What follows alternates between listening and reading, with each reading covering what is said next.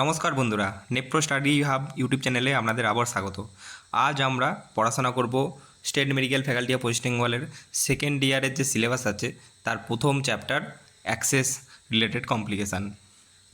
তো এই চ্যাপ্টার শুরু করার সঙ্গে সঙ্গেই আমরা জেনে নেব যে আমাদের এই অ্যাক্সেস কত রকমের বেসিক্যালি হয়। তো যথারীতি আমরা এগুলো সব ফার্স্ট ইয়ারে পড়িয়ে আসবেন, তবুও আমি একবার মনে করে দেওয়ার চেষ্টা করছি। যেমন there are three type of access in hemodialysis and one type of access in peritoneal dialysis. তো হিমোডায়ালিসিস অ্যাক্সেসের মধ্যে কী কী পড়ে? হিমোডায়ালিসিস অ্যাক্সেসের মধ্যে পড়ে AV fistula, AV graft and HD catheter. HD ক্যাথিটারের মধ্যে টেম্পোরারি এবং পার্মানেন্ট দুটোই আছে। আর 2 নম্বরে কী আছে? 2 নম্বরে আছে আমাদের পেরিটোনিয়াল ডায়ালিসিস। তো এর ক্যাথিটারের নামটা সবাই মনে রাখবেন। এই ক্যাথিটারের নাম হলো টেন কফ ক্যাথিটার। ঠিক আছে। তো এইচডি অর্থাৎ হিমোডায়ালিসিসের ক্ষেত্রে আমরা 3টে ক্যাথিটার পাই। একটা হলো এভি ফিস্টুলা, এভি গ্রাফট এবং এইচডি টেম্পোরারি এবং পার্মানেন্ট ক্যাথিটার। আর পেরিটোনিয়াল ডায়ালিসিসের ক্ষেত্রে 10 কফ ক্যাথিটার। তো এই প্রত্যেকটা ক্যাথিটারই নানা রকম কমপ্লিকেশান দেখা যায়। তো সেই কমপ্লিকেশানগুলো চলুন শুরু করা যাক আজকের ভিডিওতে। নমস্কার। এভি ফিস্টুলা এবং এভি গ্রাফট রিলেটেড কমপ্লিকেশান, তার মধ্যে আমি 8টা পয়েন্ট বেছে বেছে রেখেছি। এছাড়াও আরও অনেক পয়েন্ট থাকতে পারে, সেগুলো আপনারা জানলে অবশ্যই কমেন্ট বক্সের মধ্যে জানাবেন। তাতে আপনারা যারা পড়ছেন এবং যারা পড়ুয়া আছে তাদের সবারই হেল্প হবে এবং আমারও নতুন কিছু জানা হবে। শুরু করা। প্রথমেই আসা যাক থ্রম্বোসিস। 2 নম্বরে স্টেনোসিস, 3 নম্বরে ইনফেকশান, 4 নম্বরে হিমাটোমা, 5 নম্বরে স্টিল সিনড্রোম, 6 নম্বরে অ্যানিরিজম, 7 নম্বরে হার্ট ফেলিওর, আর 8 নম্বরে ভেনাস হাইপারটেনশান। এগুলোর ডিটেলস আমি আপনাদের এখন বুঝিয়ে দেবো। ব্রিফিং। এভি ফিস্টুলা এবং এভি গ্রাফট রিলেটেড কমপ্লিকেশান। প্রথমেই আসা যাক থ্রম্বোসিস। থ্রম্বোসিস কি? আমরা যেমন দেখতে পাচ্ছেন, ভেনের মধ্যে যদি কোনো পরিমাণে যে রক্ত জমাট বেঁধে যায়, তার ফলে যদি রক্ত যেতে বাধা পায় অথবা কিছু স্বল্প পরিমাণে রক্ত যেতে পারে, তখন তাকে বলা হয় থ্রম্বোসিস। তো কি ইংরেজিতে কি বলেছে? Most common complication where blood clots form inside the fistula reducing or completely blocking blood flow and access to dialysis. তাহলে কি বলেছে? এই সেম কথাই, ব্লাড ক্লট ফর্ম করে, যার জন্য রিডিউস করে অথবা কমপ্লিটলি ব্লক করে আমাদের ব্লাডকে যাওয়ার জন্য। 2 নম্বরে stenosis, narrowing of the blood vessel usually caused by tissue growth which restricts the necessary blood flow for effective dialysis. এই ডান দিকে ছবিটি দেখলে বুঝতে পারবে যে মাঝখানের একটি অংশ সেটা পাতলা হয়ে গেছে। তো সেটার অর্থ হলো যে ওই জায়গাতে কিছু টিস্যু গ্রোথ করেছে, যার জন্য ওখানে ভেন্টি পাতলা। ওখানে ভেন্টি পাতলা হলে কি হবে? আমাদের যে ব্লাড ফ্লো সেটা প্রপারলি হবে না এবং তার ফলে ওখানে অ্যানারিজম হয়ে যেতে পারে। তো এটা পরে আমরা জানবো যে অ্যানারিজম কী জিনিস।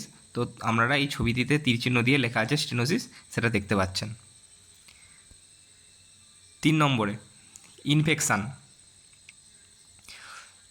Bacteria can enter the fistula site during repeated needle insertion required for dialysis.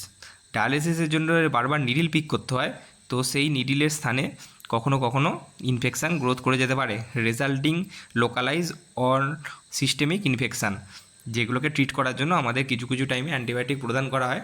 তবে এটা ইনফেকশান জেনারেলি ফিস্টুলাতে এবং গ্রাফটের ক্ষেত্রে কম হয় এইচডি ক্যাথিটারের তুলনায়। তো তা হলেও ইনফেকশানের চান্স থাকে। হিমাটোমা, ইট most often develop between the vein puncture site and the skin due to inadequate short compression of the venipuncture site after dialysis session. It may cause external compression or of a segment of a blood vessel and create stenosis. হিমাটোমায় তাহলে কী বলেছে? হিমাটোমা যেখানে ভেনি puncture করা হয়, অর্থাৎ আমাদের নিডিলিং করা হয়, সেখানে স্কিনে ইনএডুকেট অর্থাৎ পর্যাপ্ত পরিমাণে অথবা কম কম্প্রেশনের জন্য অনেক সময় আমাদের হিমাটোমা গ্রোথ করতে পারে। তারপরে কি বলেছে, dialysis access related steal syndrome, when the fistula draws too much blood, the limb beyond the fistula does not receive adequate blood supply. This caused coldness, tingling, pain, and several causes tissue damage.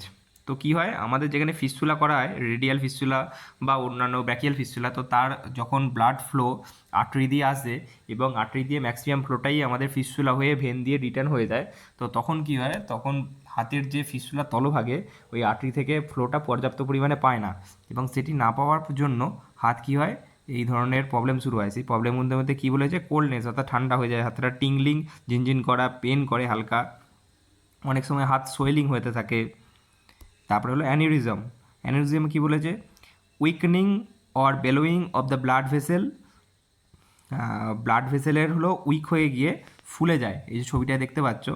R the true aneurysm can occur due to long term high pressure blood flow.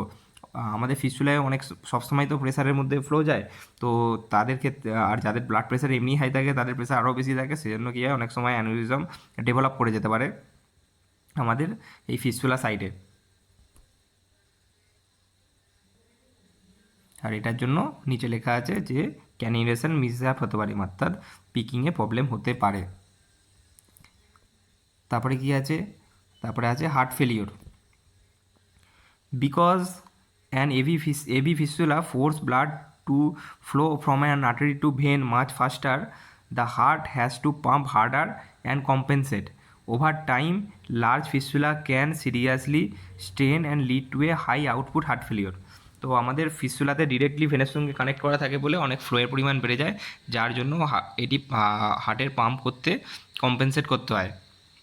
Venous hypertension. Venous hypertension কী জিনিস, এটা অনেক সময় আমরা ছবিটা দেখে বুঝতে পারবেন যে অনেক সময় হাত সোয়েলিং হয়ে যায়। সেটা মেনলি কারণ কী থাকে, যে increase pressure in the vein can cause swelling, discoloration of skin, swelling হয়ে যায়, কালার চেঞ্জ হতে পারে, স্কিন আলসার তৈরি করতে পারে। Typically in the limb where fistula is placed, fistula যেখানে আছে তার চারপাশে। তো এটাকে কী বলে, ভেনাস হাইপার টেনশান। তো তোমরা যারা এবি ফিস্টুলা এবং এবি কাপ রিলেটেড কমপ্লিকেশানগুলো জানতে চাইছিলে, তো সেগুলো সবকটা ব্রিফিং করা হলো। এর পিডিএফ আমি কিছুদিনের মধ্যে প্রোভাইড করব, আর এগুলি আপনারা অবশ্যই নোট করে রাখবেন, তাহলে আপনাদের ক্ষেত্রে অনেক সুবিধা হবে পরবর্তীকালে এগুলো মনে রাখার জন্য। Thank you. পরবর্তী ভিডিওতে আমরা এইচডি ক্যাথিটার রিলেটেড কমপ্লিকেশান আলোচনা করব। আপাতত এখানেই এই ভিডিও শেষ হলো। অবশ্যই লাইক এবং সাবস্ক্রাইব করবে, এবং যারা জানতে চায় তাদেরকে শেয়ার করবে।